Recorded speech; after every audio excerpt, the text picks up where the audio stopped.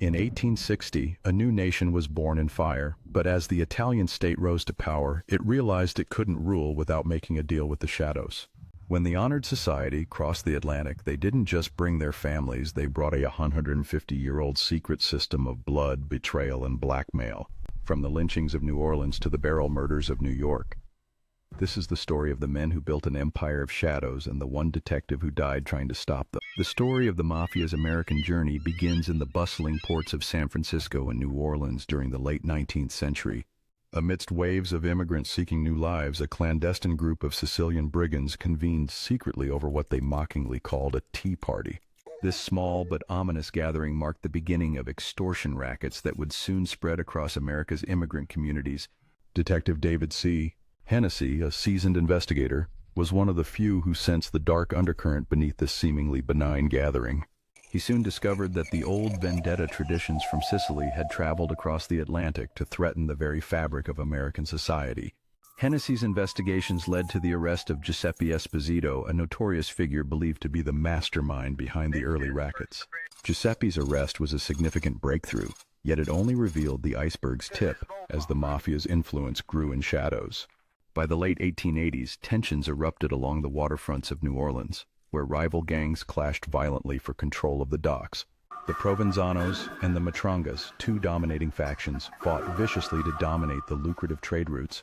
One of the darkest days came when Police Chief Hennessy was gunned down during a raid, his life slipping away with a final chilling declaration. As he drew his last breath, his words echoed with conviction. "The Dagos did it," igniting a nationwide outrage. This accusation fueled a brutal chain of events, leading to the mass lynching of Italian prisoners and risking an international crisis. The incident nearly ignited a war between the United States and Italy, threatening diplomatic ties and peace. Amidst this chaos, a new form of terror was emerging in New York City, where the Black Hand was born in 1903. The city's explosive growth made it the world's second-largest Italian community, fertile ground for criminal syndicates to thrive. Black Hand extortionists used chilling symbols, skulls, crossbones, and deadly daggers to threaten their victims in threatening letters. Niccolo Capiello, a mid-ranking member of the syndicate, became entangled in the media's portrayal of this new menace. The press sensationalized the story, creating a moniker that would strike fear into the hearts of millions: the Black Hand. Giuseppe Joe Petrosino, known as the Italian Sherlock Holmes, was appointed to lead the NYPD's Italian squad and combat this menace. He faced off against the infamous Lupo the Wolf, Saietta, a brutal gangster with a reputation for savage violence. Petrosino also took on the Morello gang's counterfeit rings, fighting a shadow war in the streets and back alleys of New York. The barrel murder, a gruesome killing, exemplified the level of brutality inflicted by these gangs to intimidate their rivals and silence witnesses. The infamous wetting of the beak, or Yupitsu, became a key tactic, the strategic extortion that funded the Mafia's rise. This method involved sustainable financial demands, ensuring a steady income stream without overly provoking authorities. As the Mafia's influence grew, so did resistance within the Italian immigrant community, leading to the formation of white hand societies. In Chicago and Pittsburgh, these groups waged relentless war without truce against extortionists preying on their communities. The violence spilled into Manhattan as well, where gangs used stolen subway dynamite to terrorize those refusing to pay. Homes and businesses blew apart in the blasts, sparking widespread fear and outrage among residents. Despite the chaos, the Italian community began to organize its own defenses against the rising tide of violence.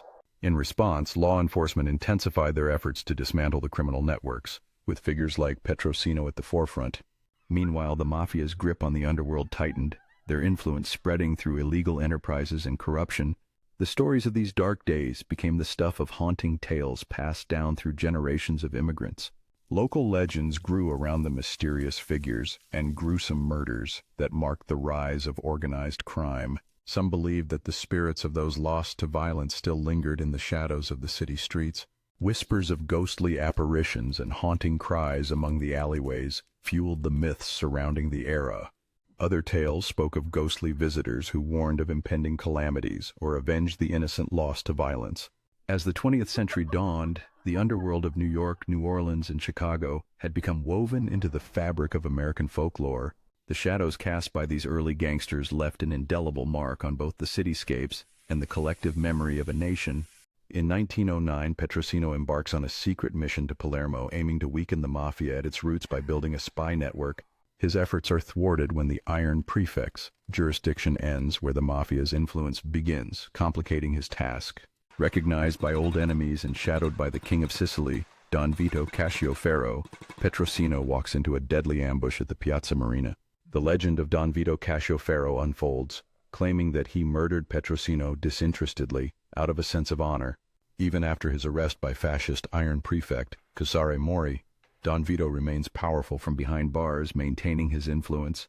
His legacy helps transition the Black Hand into the modern criminal organization known as Cosa Nostra. Following the death of the King of Harlem, a power vacuum emerges, allowing a new generation, Luciano, Costello, and Genovese, to organize. With the Black Hand broken, these young criminals rise, transforming the honored society into a corporate American empire.